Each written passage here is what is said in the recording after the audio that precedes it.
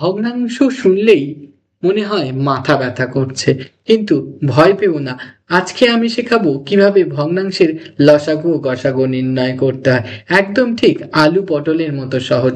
যদি ভগ্নাংশের লসাগু নির্ণয় করতে হয়, তার ফর্মুলা হচ্ছে ঠিক উপরে যে নাম্বারগুলো আছে তার লসাগু, মানে এখানে 2, 3, 6 এর লসাগু। আর ঠিক যদি গসাগু বলে তাহলে উপরে হবে গসাগু, আর নিচে হবে নিচের নাম্বারগুলির লসাগু। তাহলে এখানে নিচের নাম্বারগুলির গসাগু হয়ে যাবে এর গসাগু। দেখো 2, 3 আর 6 এদের লসাগু কি হবে আমাদের 6, আর 5, 5 আর 15 এদের গসাগু কি হবে আমাদের 5। তাহলে আনসার কি হয়ে যাবে 6/5। তোমরা যদি এই ট্রিক্স অ্যান্ড টিপসটি বুঝে থেকে থাকো তাহলে আমাকে নেক্সট কোশ্চেনের আনসারটি কমেন্টে জানাবে। মনে রাখবে গসাগু মানে কিন্তু উপরের নাম্বারগুলির গসাগু বাই নিচের নাম্বারগুলির লসাগু।